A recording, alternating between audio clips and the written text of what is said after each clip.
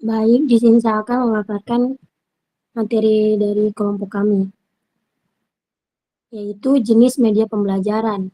Nah, apa itu media pembelajaran?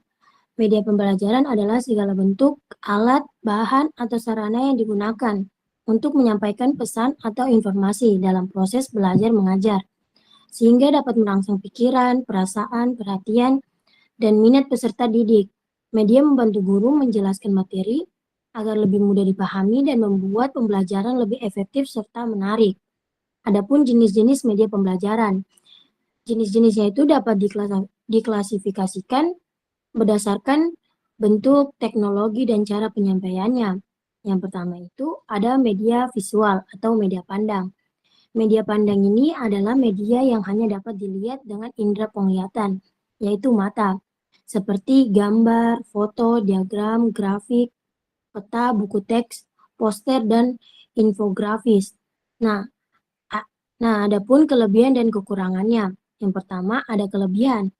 Kelebihannya yang pertama itu mudah dibuat dan digunakan, membantu memperjelas konsep abstrak dan meningkatkan daya ingat siswa. Terus kekurangannya yaitu tidak melibatkan suara, kurang efektif untuk materi yang membutuhkan demonstrasi gerak. Baik, selanjutnya akan dilanjutkan oleh teman saya. Baik, materi berikutnya itu ada eh, media aud media audio atau media dengar. Nah, media audio ini atau yang biasa disebut juga media dengar, yaitu media pembelajaran yang hanya melibatkan indera pendengaran. Jadi siswa itu hanya mendengar tanpa melihat gambar atau visual secara langsung. Kemudian contohnya itu ada radio pendidikan, rekaman suara, misalkan ceramah guru yang direkam, podcast edukasi, dan juga musik pembelajaran atau lagu anak yang mengandung unsur pembelajaran. Kemudian kelebihannya itu sangat baik untuk melatih kemampuan menyimak atau mendengarkan dengan fokus dan cocok sekali untuk pembelajaran bahasa karena siswa bisa latihan listening, pengucapan dan juga intonasi. Kemudian ada kekurangannya yaitu tidak ada unsur visual. Jadi kalau materinya itu agak abstrak atau butuh gambar, siswa bisa kesulitan membayangkan. Kemudian sulit dipahami kalau tidak ada penjelasan tambahan dari guru ataupun teks pendukung. Jadi media audio ini cocok dipakai untuk melengkapi pembelajaran terutama saat ingin melatih aspek mendengar dan juga konsentrasi. Kemudian media yang ketiga itu ada media audio visual. Nah, media audio visual ini yaitu media yang menggabungkan suara dan juga gambar sekaligus. Jadi melibatkan dua indera yaitu pendengaran dan juga penglihatan. Nah, contohnya banyak di zaman sekarang seperti video pembelajaran, misalkan video YouTube, edukasi, atau video buatan guru. Kemudian film edukasi, animasi pembelajaran, dan juga presentasi PowerPoint yang dilengkapi dengan suara atau narasi. Nah, kelebihan media ini itu jauh lebih menarik dan tidak membosankan dan juga interaktif. Siswa bisa melihat sekaligus mendengar sehingga pemahaman materi kompleks jadi lebih mudah. Nah, ini kelebihannya juga itu merangsang lebih banyak indera.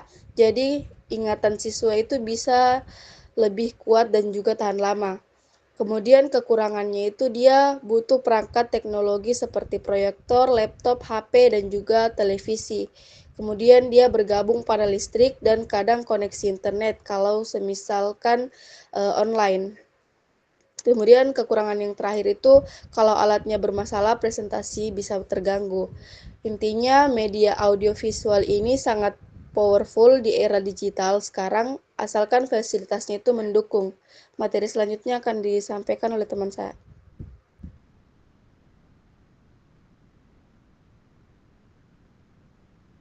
Baik, materi selanjutnya itu yang keempat itu media cetak. Media cetak adalah media yang berbentuk tulisan atau gambar yang dicetak.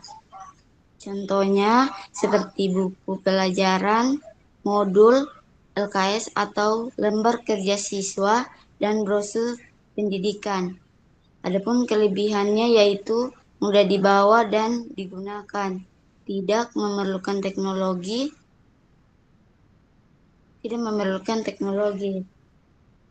Kemudian kekurangannya yaitu kurang interaktif dan membutuhkan biaya cetak. Baik, materi selanjutnya akan dibawakan oleh teman saya.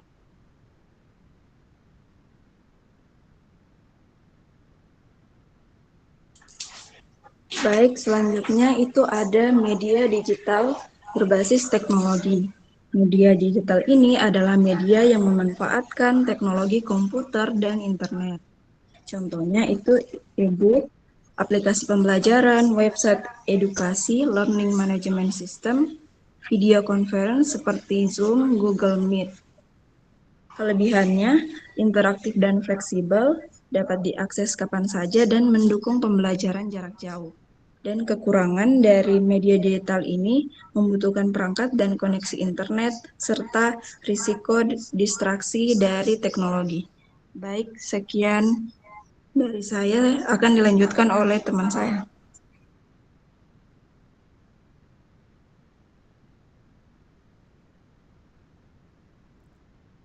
Next. Oke, selanjutnya itu ada media realia atau media nyata, di mana media realia ini adalah benda nyata yang digunakan secara langsung dalam pembelajaran. Contohnya itu seperti tumbuhan asli, alat laboratorium, model organ tumbuh, atau benda bersejarah. Kelebihannya itu memberikan pengalaman langsung, menghasilkan pemahaman yang konkret. Kekurangannya itu tidak semua objek mudah dibawa ke kelas, bisa mahal atau sulit diperoleh. Oke, selanjutnya kesimpulan. Jadi kesimpulannya itu media pembelajaran memiliki berbagai jenis, mulai dari media visual, audio visual, cetak, digital hingga realia. Setiap jenis memiliki kelebihan dan kekurangan masing-masing. Pemilihan media harus disesuaikan dengan tujuan pembelajaran, karakteristik, materi, serta kebutuhan peserta didik agar proses pembelajaran menjadi lebih efektif, menarik, dan bermakna. Mungkin sekian materi dari kami, saya kembalikan ke moderator. Baik, selanjutnya saya buka sesi tanya jawab. Pada sesi ini saya buka 3 pertanyaan. Jadi bagi teman-teman yang ingin bertanya, saya persilakan.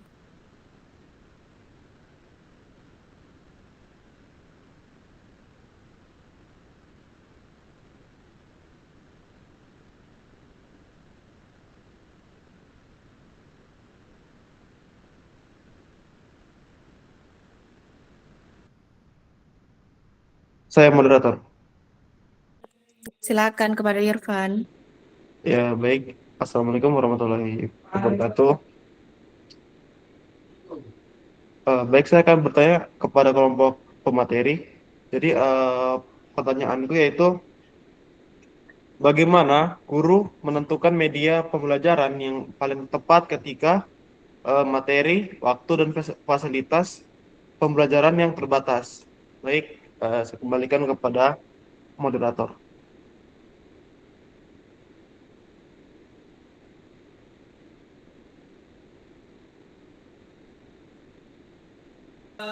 Kepada Asrid, saya persilakan. Iya, baik. Terima kasih moderator. Jadi kan kita ketahui bahwa sekarang itu sudah banyak guru yang menggunakan teknologi dalam pembelajaran. Contohnya seperti video interaktif dan juga menggunakan animasi. Jadi apakah menurut kelompok 2, apakah teknologi yang digunakan itu benar-benar membuat siswa lebih paham atau justru membuat mereka lebih tertarik pada tampilannya saja dibanding isi materinya? Mungkin itu saja, saya kembalikan ke moderator.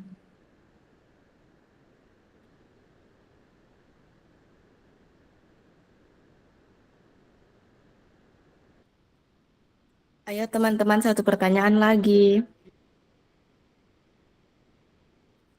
Baik, kepada Aina, saya persilakan. Baik, terima kasih moderator. Sebelumnya perkenalkan saya Aina dengan akhiran NIM 069. Jadi pertanyaanku, mengapa pemilihan media pembelajaran harus mempertimbangkan karakteristik materi dan kebutuhan peserta didik? Mungkin itu saja, terima kasih. Saya kembalikan kepada moderator. Baik, terima kasih kepada teman-teman yang sudah bertanya. Selanjutnya saya kembalikan kepada pemateri untuk menjawab pertanyaan yang ada.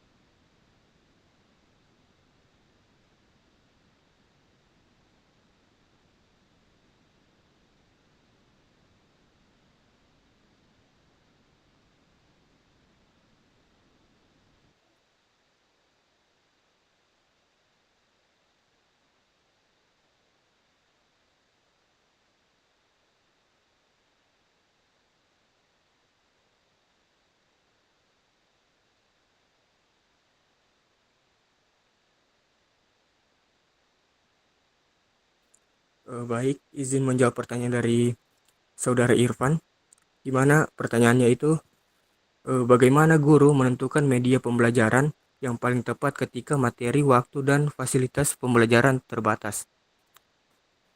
Nah, guru tidak cukup hanya memilih media yang tersedia, tetapi harus melakukan pertimbangan pedagogis dan strategis ketika materi, waktu, dan fasilitas terbatas. Penentuan media pembelajaran menjadi proses pengambilan keputusan yang menentukan prioritas, efisiensi, dan revalensi belajar, di mana dalam kondisi terbatas, guru perlu mengkritis materi. Apakah semua isi harus diajarkan dengan media? Guru seharusnya menyaring konsep inti, lalu memilih media yang paling membantu memahami bagian yang paling sulit, bukan seluruh materi. Terus, kesalahan umum dalam menganggap media digital selalu lebih baik. Secara kritis, media harus dipilih berdasarkan fungsi kognitifnya, bukan kecanggihannya. Dalam situasi fasilitas terbatas, diskusi terarah atau sketsa di papan tulis bisa lebih efektif dibandingkan presentasi di digital yang pasif. Mungkin sekian dari saya kembalikan ke moderator. Baik, terima kasih kepada Agil. Sebelum saya kembalikan kepada penanya, saya kembalikan dulu kepada forum. Apakah ada ingin menambahkan? Saya persilakan. Saya moderator. Ya, silakan kepada Ica. Baik, yang bisa saya tambahkan dari pertanyaannya Irfan itu, bagaimana guru menentukan media pembelajaran yang paling tepat ketika materi, waktu, dan fasilitas pembelajaran terbatas? Guru dapat menentukan media pembelajaran yang paling tepat dengan terlebih dahulu memfokuskan pada tujuan inti yang harus dicapai siswa.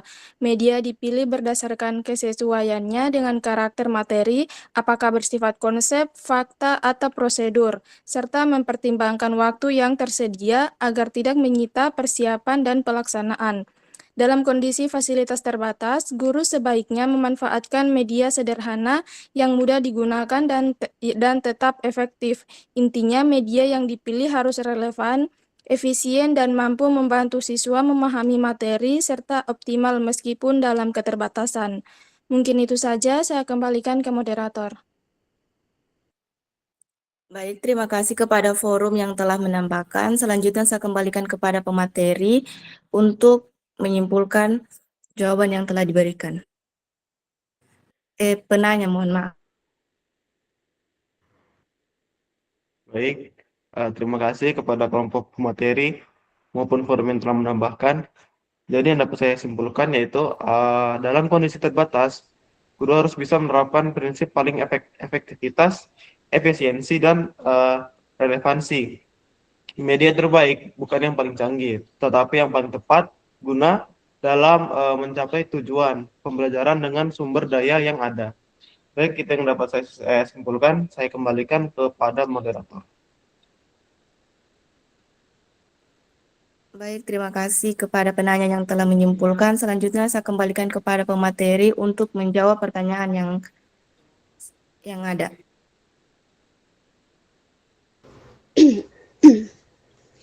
Baik, terima kasih moderator. Saya di sini menjawab pertanyaan dari saudari Astrid, yang dimana pertanyaannya itu apakah teknologi yang semakin canggih dalam pembelajaran benar-benar meningkatkan pemahaman atau justru membuat siswa lebih fokus pada tampilannya dibanding isi materinya. Nah, jadi perkembangan teknologi dalam pembelajaran itu tidak secara otomatis meningkatkan pemahaman. Dampaknya sangat bergantung pada cara penggunaan desain pembelajaran dan juga tujuan yang ingin dicapai. Kalau dilihat dari sisi positifnya, teknologi seperti video pembelajaran, animasi interaktif, dan juga Learning Management System atau LMS dapat meningkatkan pemahaman karena mampu menyajikan materi yang abstrak menjadi lebih konkret. Media audiovisual dan digital dapat merangsang lebih dari satu indera, meningkatkan perhatian, dan juga membantu siswa memahami konsep dan kompleks dengan lebih cepat. Jika dirancang lebih baik, teknologi itu justru membuat pembelajaran lebih efektif, fleksibel, dan juga menarik. Namun kalau dilihat dari sisi lain atau sisi negatifnya, itu teknologi juga bisa menjadi distraksi. Tampilan yang terlalu ramai, animasi berlebihan, atau fokus pada efek visual tanpa kedalaman materi dapat membuat siswa lebih terhibur daripada memahami isi pembelajarannya. Selain itu, akses ke internet juga membuka peluang gangguan seperti media sosial ataupun game. Dalam kondisi ini, teknologi tidak meningkatkan pemahaman, melainkan hanya meningkatkan daya tarik visual. Nah, jadi kesimpulannya itu teknologi itu bukan penentu utama pemahaman. Yang paling menentukan adalah strategi pembelajaran dan juga peran guru dalam mengarahkan penggunaan teknologi tersebut. Jika digunakan secara tepat, teknologi memperkuat pemahaman, tetapi jika tidak, ia hanya menjadi hiasan digital tanpa makna mendalam. Baik, itu saja yang dapat saya jawab. Saya kembalikan ke moderator. Baik, sebelum saya kembalikan kepada forum, saya kembalikan kepada pemateri. Apakah ada yang ingin menambahkan? Saya persilakan. Izin menambahkan moderator. Ya, silakan.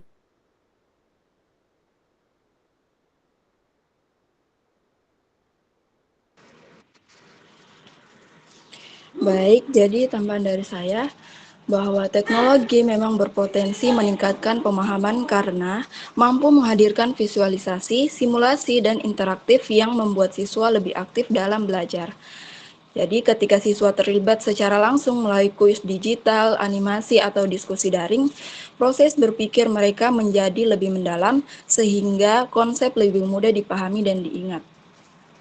Namun, penggunaan teknologi yang berlebihan atau tidak terarah justru bisa mengganggu konsentrasi. Tampilan yang terlalu ramai, banyak animasi atau fitur yang tidak relevan dapat menimbulkan beban kognitif sehingga siswa lebih fokus pada efek visual dibanding isi materi. Oleh karena itu, peran guru sangat penting dalam merancang pembelajaran agar teknologi benar-benar menjadi alat bantu pemahaman, bukan sekedar hiburan. Baik, sekian tambahan dari saya kembalikan kepada moderator. Baik, terima kasih kepada pemateri yang telah menambahkan. Selanjutnya saya kembalikan kepada forum. Apakah ada ingin menambahkan? Saya persilakan.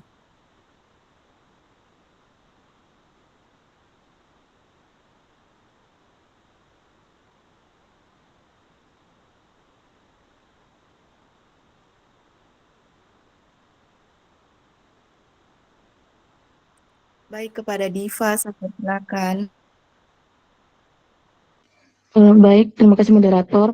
Jadi di sini saya akan menambahkan sedikit dari jawaban pemateri.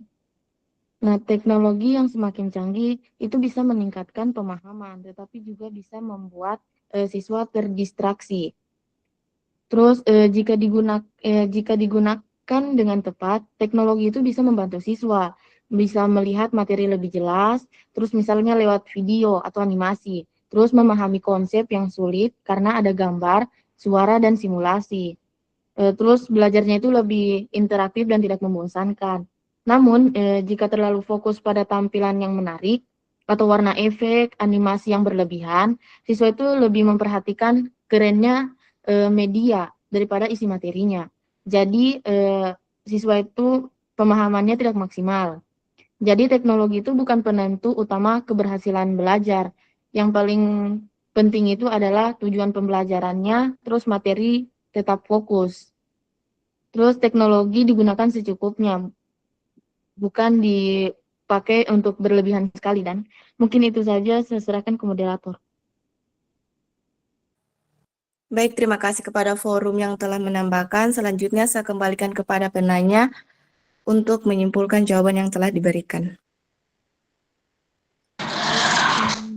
Terima kasih kepada pemateri dan juga forum yang telah menambahkan. Jadi yang bisa saya simpulkan,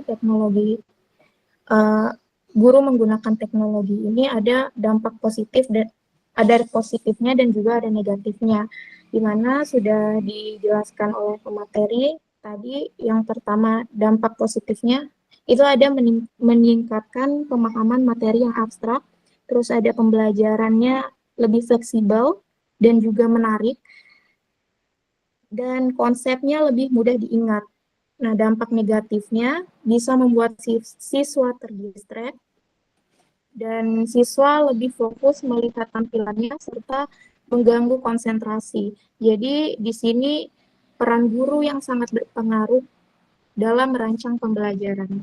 Mungkin itu saja yang bisa saya simpulkan. Saya kembalikan ke moderator.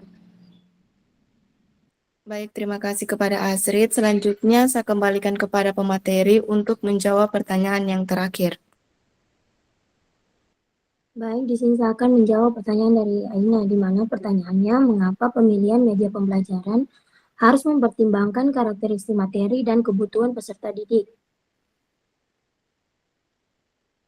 Jadi, pemilihan media pembelajaran harus didasarkan pada karakteristik dan kebutuhan peserta didik, karena proses belajar merupakan sinkronasi antara konten dan penerima. Kita ambil dari sisi materi. Jadi, setiap jenis pengetahuan memiliki tingkat abstraksi yang berbeda, seperti materi prosedural, yaitu praktikum. Dia membutuhkan media gerak atau video. Sementara materi konsep, seperti teori sosial, dia lebih cocok menggunakan media visual atau diagram. Tetapi, di sisi lain, kita juga harus mempertimbangkan karakteristik peserta didik, seperti gaya belajar, visual, auditori, atau kinestik. Tahap perkembangan kognitif dan latar belakang sosial adalah bentuk pembelajaran berdiferensiasi. Nah, jika guru menggunakan media yang tidak relevan dengan cara siswa menyerap informasi, maka akan terjadi hambatan komunikasi edukatif yang mengakibatkan materi gagal dipahami. Atau bisa kita bilang media yang tepat bertindak sebagai jembatan yang disesuaikan dengan harus diseberangi, dan siapa yang akan melintasi jembatan tersebut, yaitu siswa. Baik, itu saja, kembalikan ke moderator. Baik, terima kasih kepada pemateri. Sebelum saya kembalikan kepada forum, saya kembalikan dulu kepada pemateri. Jika ada yang ingin menambahkan, saya persilakan. Izin menambahkan moderator. Ya, silakan. Sabar ya, Selain Zaisya. itu, pemilihan media yang selaras dengan karakteristik materi dan kebutuhan peserta didik juga berkaitan dengan efektivitas komunikasi pembelajaran. Media berfungsi sebagai saluran penyampaian pesan. Jika saluran tersebut sesuai, maka informasi dapat diterima secara utuh, jelas, dan minim distorsi. Kesesuaian ini membantu mengoptimalkan perhatian, daya ingat, serta pemaknaan konsep oleh siswa. Di samping itu, pemilihan media yang tepat juga mendukung prinsip efisiensi waktu dan energi, karena guru tidak perlu mengulang penjelasan akibat kesalahan pemahaman, sehingga mempertimbangkan karakteristik materi dan peserta didik bukan hanya soal variasi metode, tetapi merupakan strategi pedagogis agar pembelajaran benar-benar berdampak, adaptif, dan berorientasi pada keberhasilan belajar siswa. Baik, itu saja, kembalikan kepada moderator. Baik, terima kasih kepada pemateri yang telah menambahkan. Selanjutnya saya kembalikan kepada forum. Jika ada yang ingin menambahkan, saya persilakan. Kepada Zeisha dulu. Zeisha tadi dulu yang angkat tangan. Pada Zeisha, nanti Sri yang kedua. Baik, terima kasih atas kesempatannya moderator. Langsung saja saya ingin menambahkan sedikit. Tadi sudah dijelaskan sama pemateri tentang dari sisi materinya. Jadi saya menjelaskan sedikit dengan mempertimbangkan kebutuhan peserta didik. Nah, jadi mempertimbangkan kebutuhan peserta didik ini penting karena pembelajaran pada dasarnya itu berpusat pada siswa.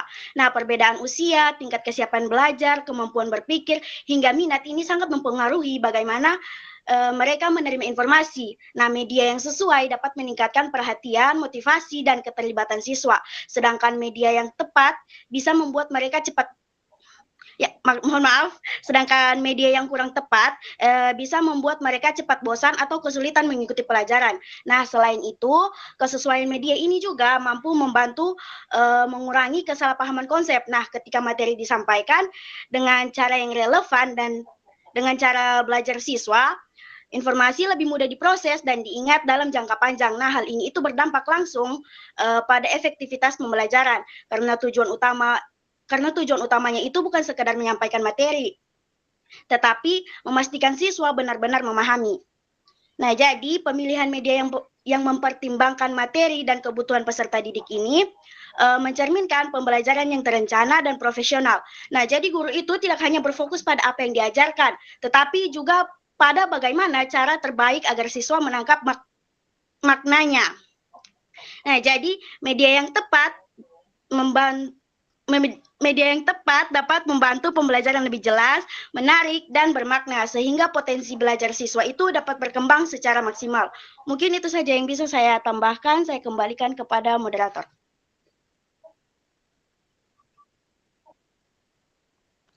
Baik, terima kasih kepada forum yang telah menambahkan. Selanjutnya saya kembalikan kepada penanya, apakah sudah menerima? Jika sudah, berikan tanggapan. Baik, terima kasih kepada moderator. Saya sudah menerima jawaban dari pemateri dan juga forum. Yang dapat saya simpulkan yaitu pemilihan media terhadap karakteristik materi sangat penting karena setiap disiplin ilmu memiliki tingkat abstraksi yang berbeda. Materi yang bersifat teoritis atau abstrak seringkali membutuhkan media visual untuk membantu memperjelas konsep agar lebih mudah divisualisasikan oleh siswa. Sebaliknya, untuk materi yang bersifat prosedural atau memerlukan demonstrasi gerak, penggunaan media visual diam saja tidaklah cukup. Diperlukan media audiovisual atau media realia agar siswa dapat melihat urutan tindakan secara nyata dan konkret. Mungkin itu saja yang dapat saya simpulkan. Terima kasih. Saya kembalikan kepada moderator.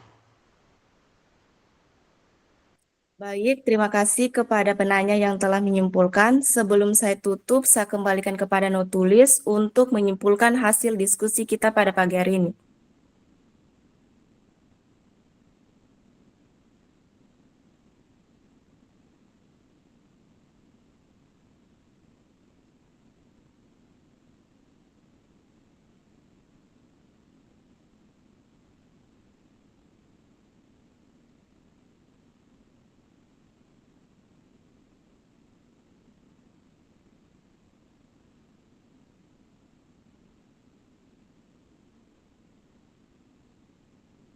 Baik, jadi kesimpulan dari presentasi kali ini bahwa media pembelajaran memiliki berbagai jenis seperti visual, audio, audiovisual, cetak, digital, dan realita. Nah, masing-masing dengan kelebihan serta kekurangan. Pemilihan media harus disesuaikan dengan tujuan pembelajaran, karakteristik materi, dan kebutuhan siswa agar proses belajar lebih efektif, menarik, dan bermakna.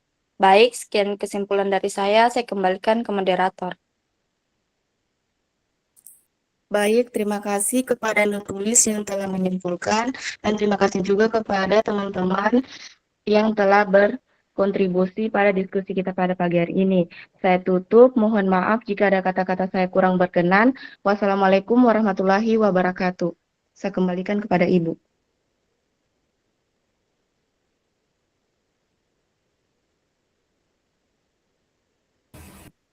Oke, terima kasih atas presentasi dan diskusinya.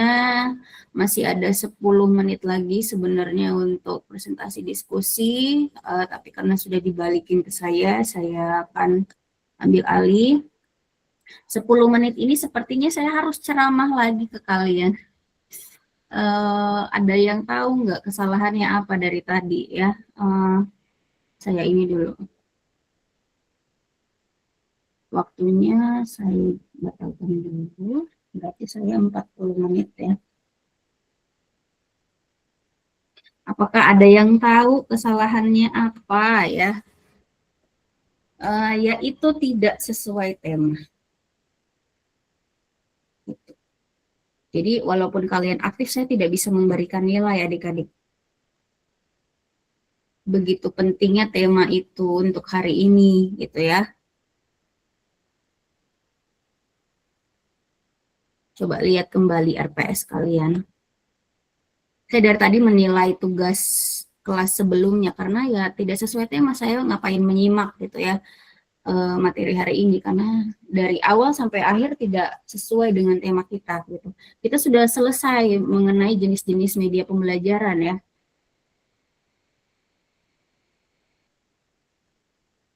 Ini.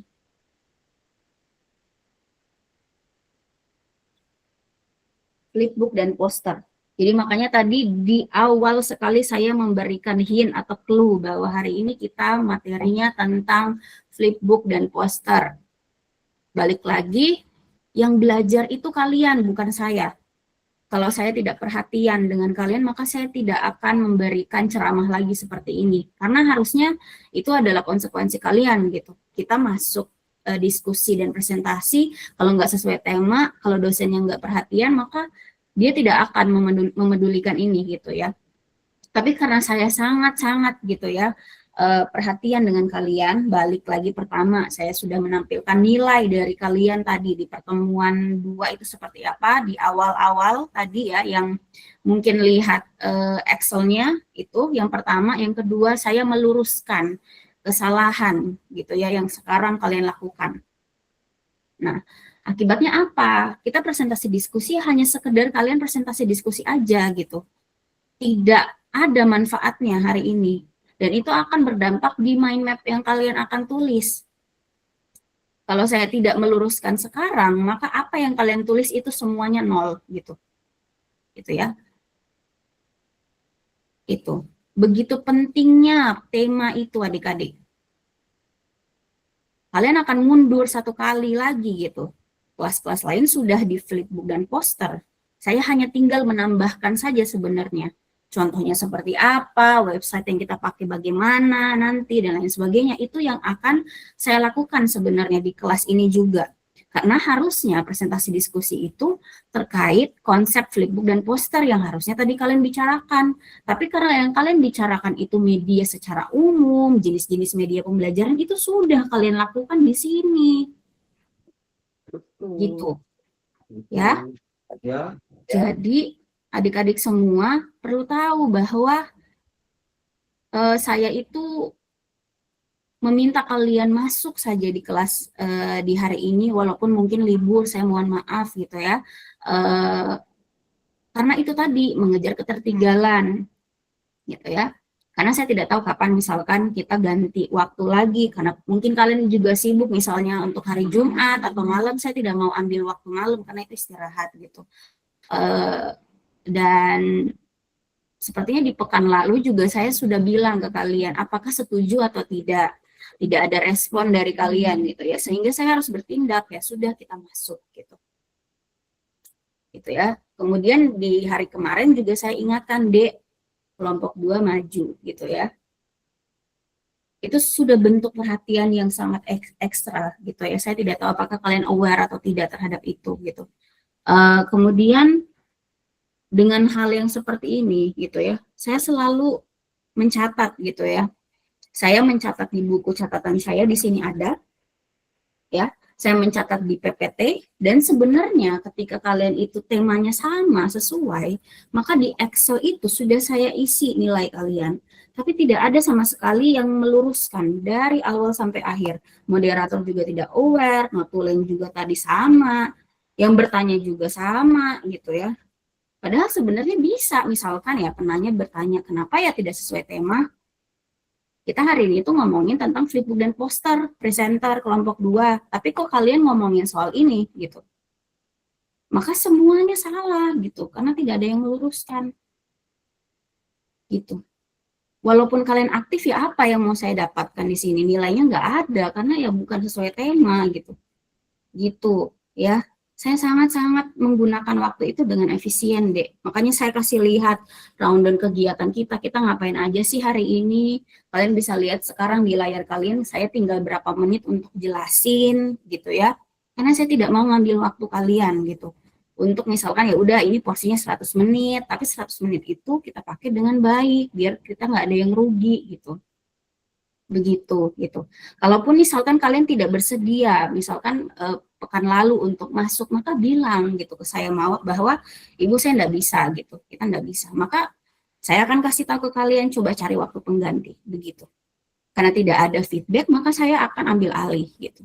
Padahal saya sangat open minded terhadap komentar mahasiswa gitu, selama itu logis dan rasional gitu ya. Jadi ini adalah konsekuensi dari kalian tidak sesuai dengan tema. Saya sudah masukkan itu, ternyata RPS itu di sini. Oh, sorry, saya ambil punyanya kelas kemarin, kelas tadi. Karena saya ya sudah, saya ngapain ya, tadi sambil menyimak kalian, saya sambil nilai aja tugasnya mereka gitu.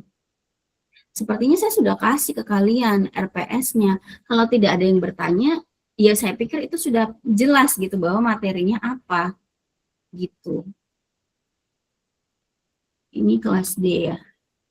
Ini ada RPS-nya sama gitu ya dengan yang tadi juga gitu. Kecuali saya tulis di situ adalah tema yang kalian tadi omongin, maka saya yang salah gitu ya.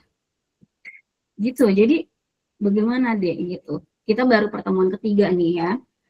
Jadi jangan sampai kalian itu tidak aware dengan apa yang kalian ambil, apa yang kalian belajari gitu ya.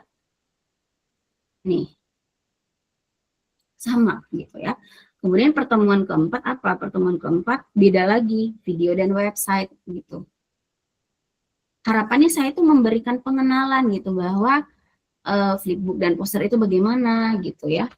Tapi karena ini adalah konsep awal sekali, karena tadi kita tidak bahas itu, maka enggak tahu nih bagaimana caranya saya mau menambahkan gitu ya materinya gitu ya. Ya saya mulai lagi dari awal konsep dari flipbook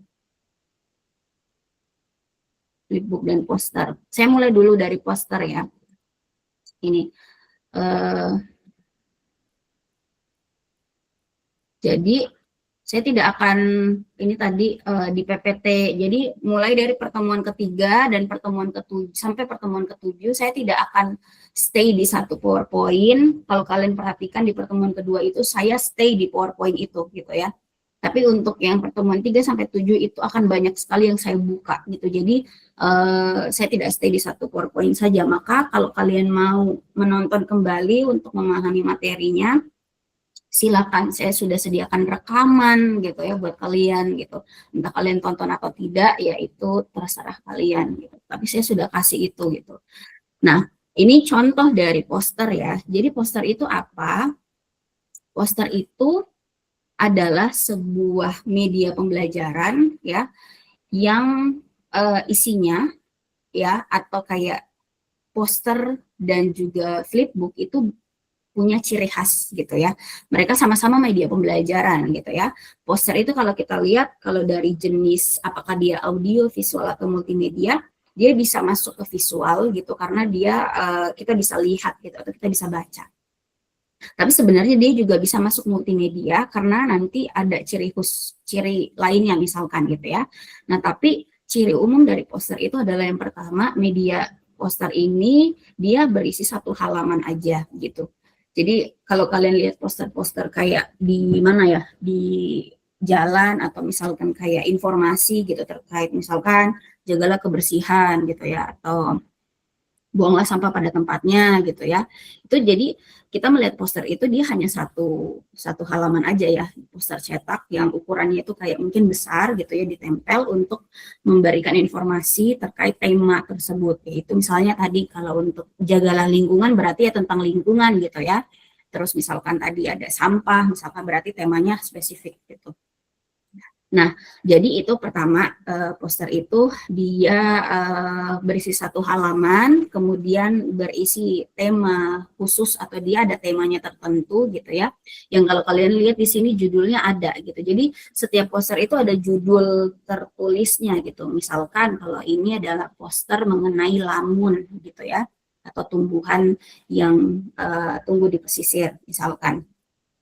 Ini contoh-contoh yang akan saya berikan itu adalah contoh-contoh yang real dikembangkan atau dibuat oleh kakak tingkat kalian gitu, yang mereka itu mengambil tugas akhirnya mengembangkan media pembelajaran gitu ya. Jadi saya kasih lihat contohnya seperti apa. Ini salah satunya. Jadi kalau misalkan ini adalah poster terkait lamun, maka pasti ada judulnya atau temanya gitu terkait lamun gitu ya, di atas atau mungkin di tengah, terserah, yang penting kelihatan berbeda gitu dengan mungkin ukuran huruf-huruf yang lainnya yang ada di bawahnya gitu ya. Kemudian selain ada judul atau tema, kemudian dia terdiri dari satu halaman, kemudian informasinya spesifik gitu ya, jadi hanya satu tema aja ya. Yang selanjutnya itu adalah poster itu dia terdiri dari apa ya, deskripsi atau teks yang singkat gitu. Jadi penjelasannya itu singkat-singkat. Misalkan kalau di sini kalau kalian lihat ada teks mengenai definisinya, apa itu lamun gitu ya. Kemudian manfaatnya mungkin ya. Jadi dia ditulis kayak per poin-poin gitu. Kemudian selain ada teks-teks singkat seperti ini atau keterangan-keterangan singkat, itu ada visualnya yang mungkin menarik gitu ya. Misalkan karena ini tentang lamun, berarti gambar-gambarnya itu berisi gambar-gambar jenis-jenis lamun yang ditemukan misalkan gitu ya. Kemudian setiap dari gambar itu ada keterangannya. Begitu ya. Nah, dia masuk ke media visual. Tapi kenapa tadi saya juga sebut dia sebagai media multimedia? Karena kalau multimedia artinya media itu terdiri dari banyak media. Ada visualnya, bisa juga ada mungkin apa ya, komponen lain. Misalkan ada kalau misalkan poster itu kita bisa sisipkan kayak barcode misalkan di sini gitu ya. Atau kayak link ya. Kalau posternya itu digital ya, bisa kita masukkan link, kemudian ketika kita buka poster ini ada linknya, kita klik, nanti kita merujuk ke misalnya website tertentu gitu ya. Nah, atau barcode tadi ketika kita scan, itu bisa nanti merujuk ke tempat tertentu gitu. Entah nanti tempat tertentunya bisa website lain atau video atau apapun itu gitu. Jadi dia bisa dikatakan multimedia gitu ya, multimedia sederhana. Nah, jadi poster itu bisa dibagi dua, poster cetak dan poster digital. Poster cetak itu adalah poster yang kita print gitu kan, biasanya ukurannya lebih besar, kemudian nanti ketika ditempel itu bisa kelihatan jelas gitu ya tulisan-tulisannya. Sementara kalau poster digital ya seperti yang kalian lihat sekarang, jadi poster itu berisi satu halaman, ketika kita mau lihat isinya maka harus di zoom gitu ya, begitu. Jadi untuk kita mau mengembangkan poster maka harus kita sesuaikan, kita mau mengembangkan media poster digital atau poster cetak. Begitu ya. Nah, kemudian setelah kalian tahu gitu ya ciri-ciri dari poster gitu ya, definisinya tadi poster apa, maka pasti kelebihan dan kekurangan dari poster itu. Kelebihannya misalkan ya tadi dia untuk dikembangkan atau dibuat itu lebih sederhana, karena sebenarnya poster itu bisa saja kita sediakan tempat untuk menuliskan posternya. Misalkan kalian menentukan bahwa poster yang mau kalian kembangkan itu adalah poster yang bisa ditempel misalkan ya. Nah, itu kan bisa kita desain di sebuah website, misalkan Canva gitu ya.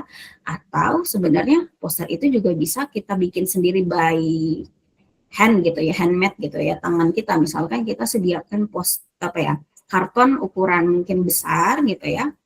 Kemudian kita bisa tuliskan apa sih gagasan atau tema yang kita mau tulis di poster itu gitu. Pesannya apa gitu. Entah pakai spidol atau pakai kayak pewarna atau pakai cat, kuas, dan lain sebagainya. Nah, itu bisa masuk poster juga gitu ya. Nah, tapi mungkin karena kita sekarang lebih familiar dengan kayak desain-desain yang lebih menarik mungkin ya, yang berbasis digital, mungkin kalian tidak asing gitu ya dengan misalkan Canva gitu ya, website-website yang menyediakan tempat untuk bisa mendesain misalkan poster yang kalian mau bikin gitu. Jadi saya tidak menampilkan Canva-nya di sini ya untuk mengembangkan atau membuat poster, karena pasti kalian sudah familiar dengan Canva gitu ya. Jadi Canva itu juga bisa sebagai website untuk membuat misalkan atau mendesain poster yang kita mau bikin gitu ya. Jadi kelebihannya adalah mudah dibuat gitu, karena ya hanya satu halaman, kemudian kita mengisikan kayak informasi singkat, terus visual yang mungkin menarik gitu ya. Kemudian ya hanya satu halaman itu, kita tidak perlu banyak-banyak informasi gitu ya.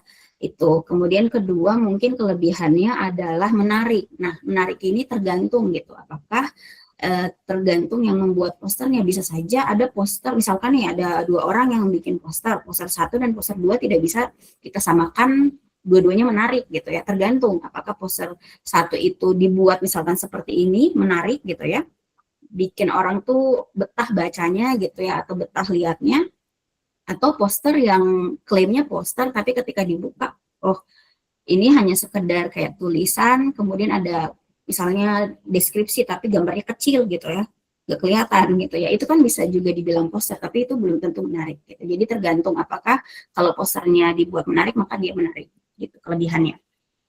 Kemudian yang ketiga, informasi yang disajikan itu ringkas. Jadi seolah-olah ya ketika kita membaca materi yang itu adalah media pembelajarannya poster, maka kita bisa memahami informasi itu lebih mudah lagi karena tidak terlalu banyak informasi yang kita baca gitu. Jadi hal-hal penting saja yang ada di poster itu yang kita bisa baca. Jadi ketika kita baca, misalkan guru mengembangkan poster untuk ditampilkan di awal pembelajaran gitu kan.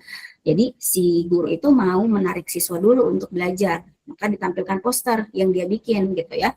Dengan poster misalkan dibaca cuma 5 menit aja misalkan gitu ya, informasinya sedikit, ada gambarnya yang jelas, maka mungkin siswa tertarik gitu terhadap materi tersebut atau sudah tahu sedikit tentang materi tersebut gitu ya. Tapi kekurangannya juga ada. Kekurangannya adalah yang pertama, karena informasinya tadi sedikit atau hanya hal-hal penting saja, maka pasti kalau kita mau memahami sesuatu secara menyeluruh, kita perlu buku gitu ya, yang nanti kita bahas di flipbook. Terus yang kedua ya mungkin kekurangannya ya tergantung tadi posternya apakah dibuat menarik atau tidak. Jadi bisa saja posternya tidak menarik sehingga ya tidak membuat siswa itu berminat gitu untuk belajar pakai poster. Dan tadi sederhana gitu ya, karena itu tadi dia hanya bersih tulisan, kemudian dia ada gambar gitu ya, jadi tidak ada mungkin video ataupun kayak animasi yang ditampilkan di situ gitu. Jadi tergantung, jadi kelebihan dan kekurangan itu tergantung dari posternya tersebut itu seperti apa, begitu.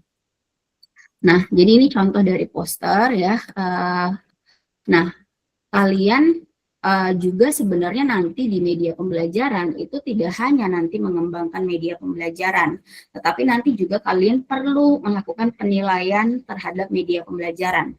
Itu dilakukan nanti di sesi kedua, ketika dosen kedua akan masuk, maka kalian itu kan akan mengembangkan media pembelajaran tergantung analisis situasi kalian. Tapi di saat itu juga ketika presentasi, kalian sebagai audiens untuk menyimak media pembelajaran kelompok lain, itu kalian harus melakukan penilaian juga. Nah, penilaiannya itu harus objektif. Jadi, saya akan memberikan di sini bagaimana caranya sih kita melakukan penilaian gitu ya.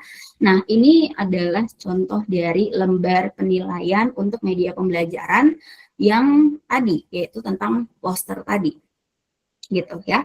Nah, kalau untuk prodi kita itu kalau misalkan kalian tugas akhirnya mengembangkan sebuah media pembelajaran misalkan, maka media pembelajaran itu tidak selesai hanya ketika kalian selesai membuat saja media pembelajaran itu gitu. Tapi harus dinilai dulu.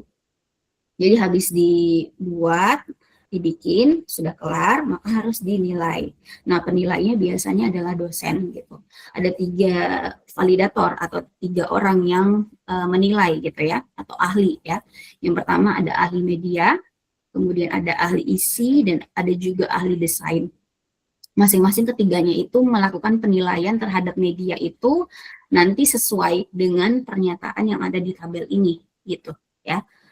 Kemudian setelah media pembelajaran itu dilakukan penilaian oleh validator, maka nanti media pembelajaran itu tidak berhenti gitu ya di situ tahapannya atau selesai, tetapi harus diperbaiki sesuai dengan komentar dan saran yang ada di dalam lembar ini.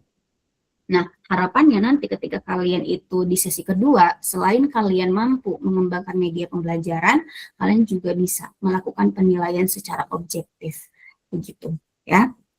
Nah, ini saya kasih contoh tadi terkait media poster tadi, misalkan ya dari sejumlah pernyataan di sini ya untuk yang mau dinilai, saya di sini selaku ahli media gitu ya.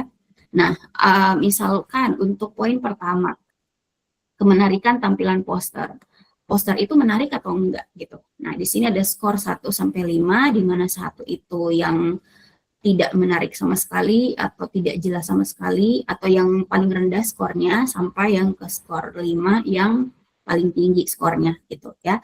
Di sini saya melakukan penilaian untuk poster tersebut bahwa poster tersebut menarik secara tampilan. Sangat menarik secara tampilan. Maka saya akan mengisi skor 5 di sini gitu ya. Nah, sesuai dengan yang tadi posternya dia menarik karena apa? Selain komposisi warnanya tidak tabrakan gitu ya, tapi terlihat jelas gitu. Misalkan judul itu tulisannya itu khas sendiri dia gitu ya. Kemudian judul ini besar gitu, jadi biar kita tahu oh ini adalah temanya. Kemudian ada tulisan lain misalkan yang kuning ini berarti terkait subjudulnya atau kayak apa saja sih yang mau ada di bagian-bagian itu gitu. Ada definisi, ada manfaat, kemudian ada jenis-jenis misalkan di sini. Lalu huruf lain yang kita bisa lihat bahwa oh ada kayak huruf yang lebih kecil lagi gitu ya terkait keterangan atau deskripsinya gitu. Dan hampir dari ukuran ataupun kayak bentuknya itu konsisten misalkan gitu ya. Nah, kemudian selain dari huruf ada juga kayak gambar di sini gitu ya. Gambar untuk menunjukkan jenis-jenisnya gitu, bahwa tidak hanya deskripsi aja tapi ada juga gambarnya. Kemudian yang menarik apalagi dari warnanya gitu ya, dari warnanya kelihatan timbul, artinya kita bisa bedakan antara isi dengan juga background di belakang gitu. Yang menarik adalah di bagian background belakang itu dia sesuai dengan temanya tentang lamun, maka pasti di background belakangnya itu mungkin tentang ekosistem pesisirnya gitu ya. Jadi konsisten tuh antara temanya dan isinya, dan menarik tentunya. Begitu. Maka saya isi yang di sini 5 gitu ya. Nah, begitu juga dengan pernyataan-pernyataan lain di sini tergantung dari media tersebut begitu ya. Ini poster ya. Nah, selanjutnya saya ke bagian flipbook. Flipbook itu adik-adik apa gitu ya. Nah, flipbook itu adalah sebuah media pembelajaran yang berisi buku digital atau e-book gitu ya, electronic book ya. atau modul atau kayak handout atau kayak tulisan-tulisan yang berlembar-lembar. Bedanya dengan poster tadi kan dia hanya satu halaman ya. Nah kalau flipbook itu kan terdiri dari flip dan book. Book itu tadi buku gitu ya, bisa tadi modul, handout, kemudian bisa buku itu sendiri gitu ya. Dan itu tadi berarti dia terdiri dari beberapa halaman. Dan flip itu artinya adalah ketika misalkan ini ada buku fisik nih ya, saya punya buku fisik ya. Buku fisik ini ketika saya mau baca itu kan saya buka ya, halaman demi halaman demi halaman gitu ya. Nah kalau buku fisik kan kita kerasa tuh membuka halaman demi halamannya ya, kita sentuh gitu ya. Kemudian ketika kita ya balik ya halamannya ganti gitu kan. Nah, flipbook itu seperti itu, tapi versi digitalnya. Artinya ketika kita itu misalkan ngomongin tentang flipbook, artinya buku digital itu nantinya itu akan menampilkan gerakan membuka halaman gitu. Jadi ada kayak gerakan ketika kita klik itu halamannya kayak berganti gitu ya. Bedanya dengan buku digital lain misalkan kayak e-book biasa gitu ya, kemudian e-modul biasa atau kayak e-handout biasa, atau kayak file-file yang mungkin elektronik ya, misalkan kalian buka HP tuh ya, kalian buka HP terus kayak ada file PDF gitu kan. Nah itu kan kalau kita buka halaman 1 ke halaman 2 kita scroll dari bawah ke atas gitu kan, atau atas ke bawah lah. Jadi gerakannya tuh lebih kayak vertikal gitu ya pergerakannya. Nah, tapi kalau flipbook ini dia ke samping gitu. Nah, itu artinya flipbook gitu ya. Jadi ini ada satu website yang mungkin kalian bisa coba untuk pakai latihan gitu ya, buat akunnya atau kayak masuk lewat Gmail, akun Gmail kalian itu sudah bisa masuk ke app.bookcreator.com gitu ya. Tapi ini bukan satu-satunya website untuk flipbook. Ya, tapi ini salah satu contohnya gitu ya. Itu contohnya apa? Website yang kita bisa pakai untuk flipbook. Nah, setelah itu di dalamnya itu berisi fitur-fitur misalkan gitu ya. Ini contoh yang nanti akan saya kasih lihat ya. Contoh flipbook yang sudah dibuat oleh mahasiswa untuk tugas akhir mereka ya. Nah, saya keluar dulu.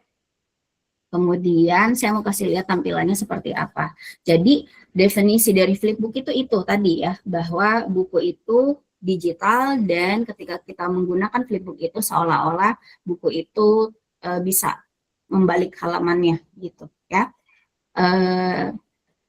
Kemudian itu tadi ciri umumnya, kemudian ada pasti terdiri dari beberapa halaman karena dia berupa buku ya.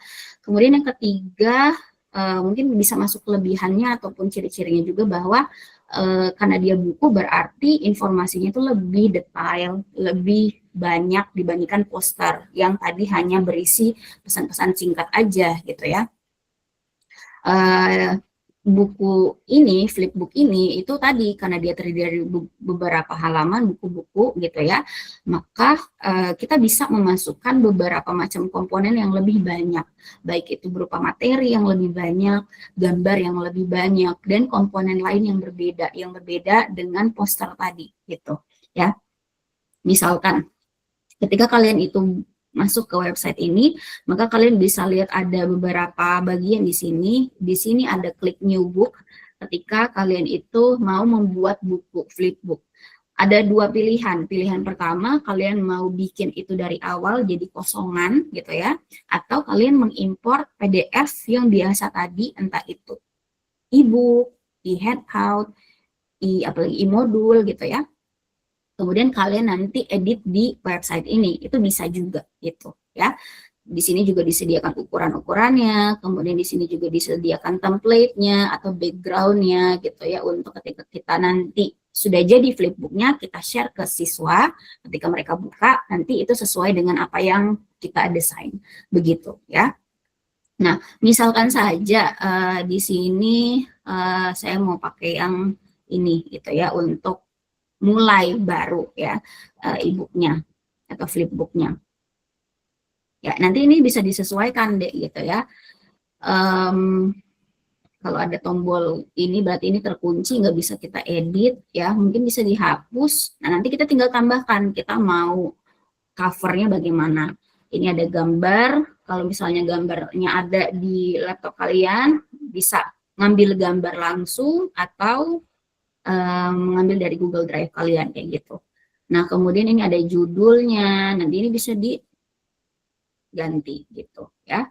Kemudian setelah itu kita bisa pindah ke halaman gitu. Jadi itu tadi kayak ketika kita klik ini next, itu kita pindah halaman gitu.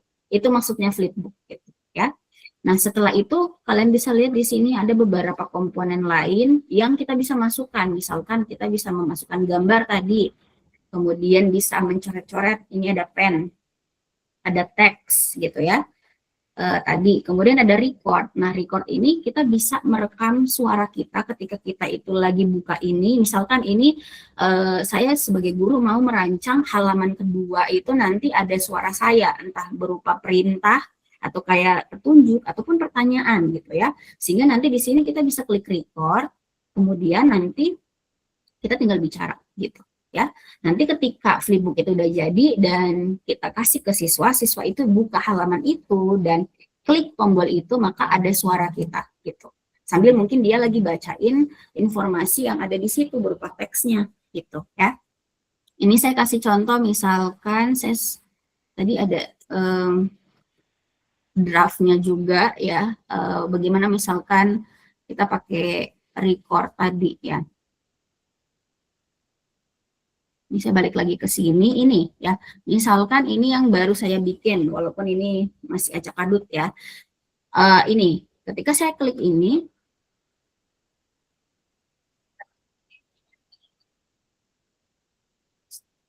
oke, semoga kedengaran tadi. Jadi ketika diklik itu nanti ada suaranya gitu ya. Kemudian ketika kita pindah ke halaman selanjutnya itu ada, kita bisa menyematkan juga video, itu ada di bagian sini, embedded kayaknya di sini ya. Jadi silakan aja kalian lihat-lihat fitur-fiturnya. Jadi misalkan mau di halaman berikutnya, selain teks ada penjelasan secara paragraf, terus ada gambar tadi, saya juga mau menampilkan video di dalam flipbook saya, itu juga bisa. Jadi kita tinggal masukkan aja link video tersebut gitu ya. Kemudian nanti siswanya tinggal mengklik halaman tersebut dan bisa nonton begitu gitu. Jadi videonya bisa masuk di situ walaupun itu adalah flipbook atau buku begitu ya. Jadi itu adik-adik sangat menarik gitu. Kalau misalkan kita sebagai guru itu mau berkreasi media pembelajarannya, misalkan pertemuan pertama mau menampilkan poster. Nah, mungkin pertemuan kedua saya mau siswanya itu disuruh baca buku, tapi baca bukunya mungkin yang lebih menarik, saya bikin dulu flipbooknya gitu ya. Nah, tapi itu tadi ciri umumnya adalah flipbook itu karena dia berbasis digital, maka kelebihannya tadi dia lebih menarik gitu ya, karena kita bisa masukin banyak banget komponen-komponen di dalamnya gitu ya, biar siswa itu lebih lebih belajarnya itu lebih tahan gitu ya. Karena kadang ada siswa yang kalau belajar membaca lewat tulisan aja mungkin bosan. Nah, ya udah nanti di halaman selanjutnya bisa ada video misalkan gitu. Itu kelebihannya. Kemudian informasinya lebih banyak bisa dimasukkan ke dalam flipbook. Tapi kekurangannya adalah karena itu tadi dia basisnya digital, maka pasti perlu koneksi internet dan juga perlu laptop misalkan gitu ya. Untuk adik-adik itu bisa bikin dulu flipbooknya gitu. Jadi karena dia berbasis digital, maka tentunya tidak ada flipbook yang cetak ya. Jadi kalau ada flipbook yang cetak pasti itu salah konsepnya begitu. Nah, ini saya mau kasih contoh lagi untuk flipbook yang tadi sudah dikembangkan oleh mahasiswa ya. Sehingga kalian tuh sebenarnya udah tahu kalau goal mata kuliah ini tuh banyak sekali. Yang pertama, kalian tadi paham konsepnya. Yang kedua, sebenarnya ketika kalian tertarik untuk mengembangkan media pembelajaran sebagai tugas akhir kalian, maka kalian sudah bisa gitu ya, punya gambaran bagaimana sih nanti prosesnya. Selain mengembangkan media pembelajaran, berarti harus juga dinilai ternyata gitu medianya gitu. Nah, ini salah satu contohnya. Jadi ini adalah media pembelajaran yang sebenarnya ini adalah file buku gitu ya, biasa, e-book biasa sebenarnya ini. Jadi nggak ada bedanya ketika kita dikirimin PDF ini gitu ya. Itu sebenarnya aslinya seperti itu gitu. Tapi bagaimana caranya membuat e-book itu lebih menarik, misalkan dengan adanya gerakan membuka halaman, atau misalkan kita tinggal tambahkan halaman misalkan di sini gitu ya. Ini satu contoh tugas akhir mengembangkan media pembelajaran. Dia ini bentuknya atau ukurannya buku saku gitu, jadi ukurannya kecil seperti ini ya. Kalau misalkan buku saku yang biasa kan kita bisa tinggal bawa ini kemana-mana, terus kita taruh misalkan di pocket kita atau di kantong kita gitu ya. Tapi karena ini adalah buku saku digital, maka bentuknya atau ukurannya kecil. Tapi karena dia integrasikan lagi ke Flipbook atau ke website Flipbook, maka buku ini bisa lebih menarik lagi gitu ya. Seperti ini. Misalkan saya mau menambahkan halaman, bisa. Saya mau menambahkan halaman di pages kah? Atau salah, bukan di situ.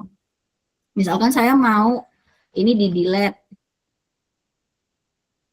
ya udah, ini saya hapus gitu ya.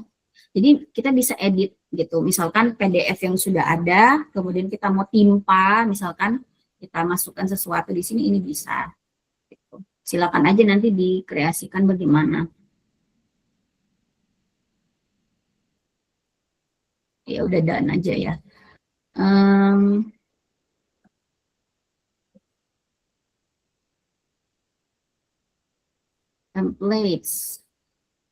Templatesnya misalkan mau yang ini, coba-coba aja gitu ya, karena saya juga nggak bisa kasih tunjuk semuanya di sini. Oh, ini berbayar. Jadi berarti ada fitur-fitur yang memang dia itu pro. Ya. Seperti itu. Mungkin atau apa? File mungkin bisa dimasukkan ke sini terus nanti ditimpa misalkan gitu, boleh gitu. Jadi silakan nanti bisa coba-coba ya. Nah, begitu juga adik-adik dengan penilaiannya. Jadi penilaiannya itu juga ada ya, baik itu poster dan juga flipbook itu tidak ada perbedaan perlakuan ya. Artinya semua media pembelajaran itu ketika dia dikembangkan selesai itu maka harus dinilai juga oleh validator atau oleh ahli gitu ya.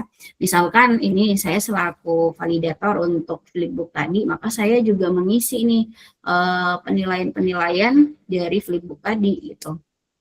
Misalkan di sini skor untuk kemenarikan tampilan sampul buku flipbook saya kasih 3 karena ya kalau kalian lihat tadi sampulnya nggak menarik gitu ya. Jadi polos aja. Kemudian di sini juga ada komentar dan saran begitu ya.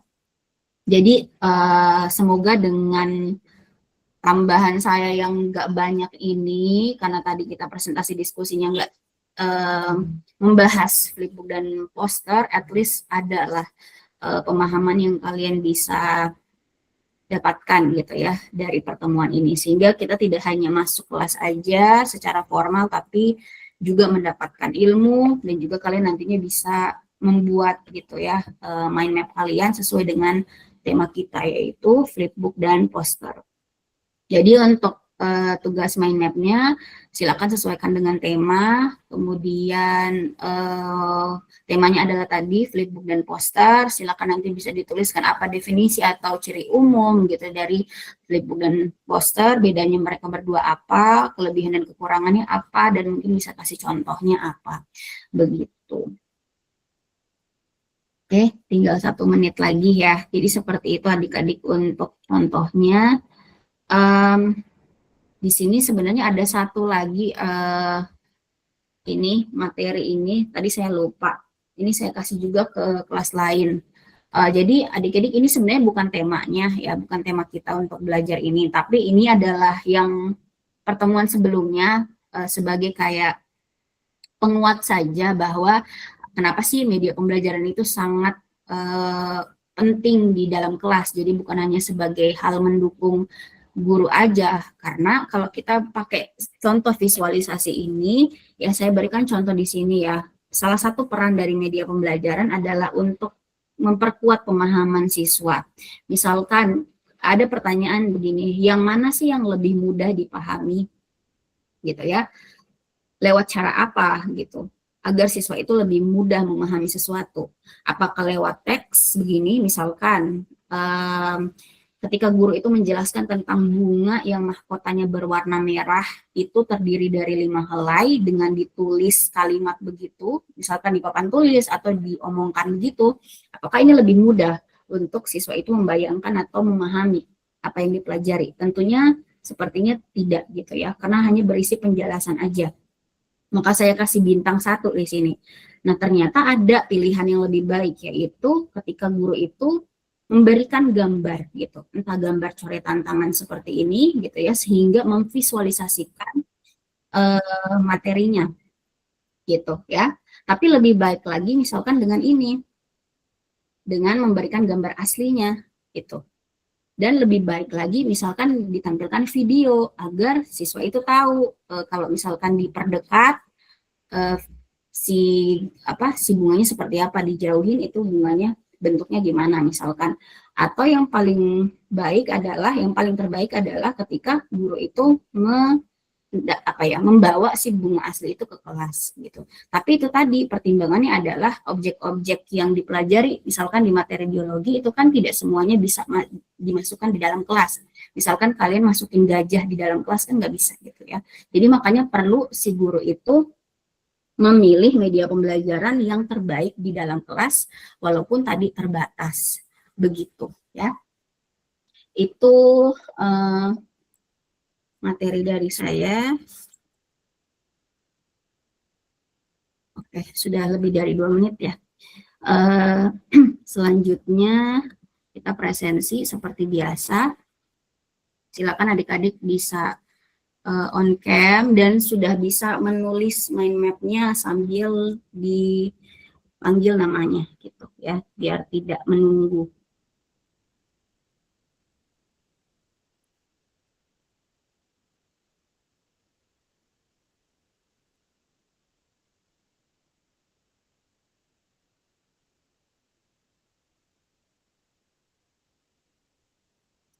Saya reload dulu ya.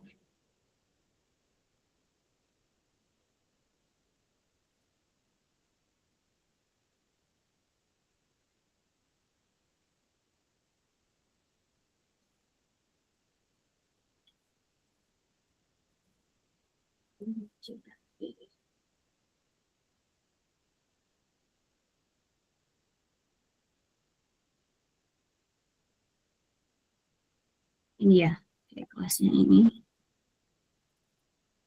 Ketiga, media pembelajaran flipbook dan poster. Silakan bisa on cam dan bisa bersuara ketika saya panggil. Gita,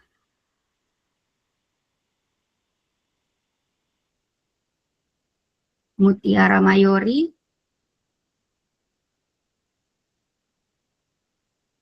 Tri Amanda. Hadir Ibu. Elin. Hadir Bu. Riz Adelvia. Hadir Ibu. Muhammad Fikri Ardiansyah. Hadir Ibu. Diva Gustiana. Hadir Bu. Alivia Nurul Safa. Hadir Ibu. Maulia Citra Dea Ami. Hadir Ibu. Dia Anida Rahmawati.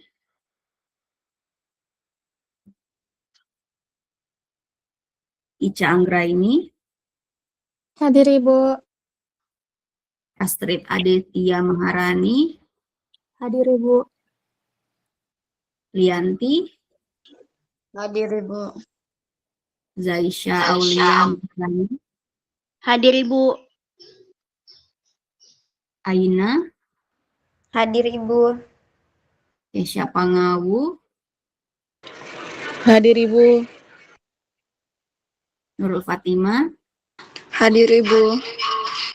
Harum Tribuana, Hadir Ibu. Katrina,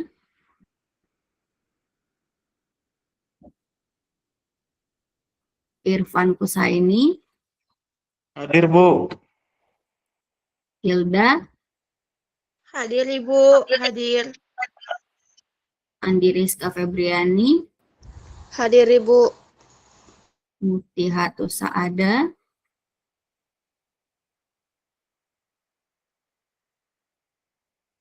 Sri Hardianti, Hadir Ibu. Iren, Hadir Ibu. Dewi Nastain, Hadir Ibu. Salwa Natasha, Hadir Ibu. Agil Ardiawan. Hadir Ibu. Ada yang belum saya kasih hadir karena terskip?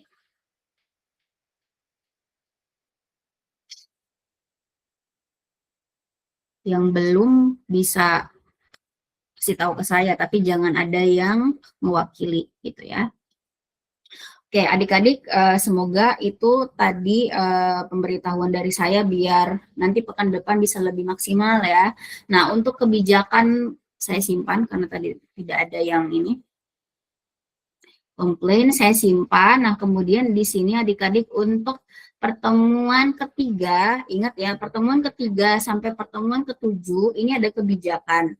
Untuk tugas mind map-nya, yang pertama, kalian mengerjakan itu tulis tangan, jangan ada yang di Canva atau media, biar saya bisa meminimalisir adanya copy paste dari AI, walaupun tidak bisa juga 100% gitu ya.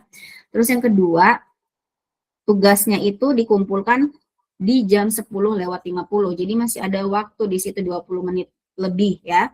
Kemudian yang ketiga, karena komplain dari kalian itu terkait jaringan mengenai upload dari tugas kalian, nanti kalian isinya di sini ya, uploadnya di tugas mind map Meet 3, bukan yang di Meet 2. Nah, nanti untuk pertemuan ke hari ini sampai pertemuan ke 7, itu setelah presensi kita selesai. Artinya nanti saya akan tutup ini sekarang, sebentar lagi ya, biar kalian bisa fokus untuk mengerjakan tugas mind map-nya dan tidak ada alasan untuk terkendala jaringan untuk membagi jaringannya harus Google Meet dan juga upload file tersebut di Google Drive. Begitu ya. Jadi saya tunggu sampai jam 10:50 dan saya akan tutup untuk kelas hari ini. Terima kasih banyak. Assalamualaikum warahmatullahi wabarakatuh. Waalaikumsalam.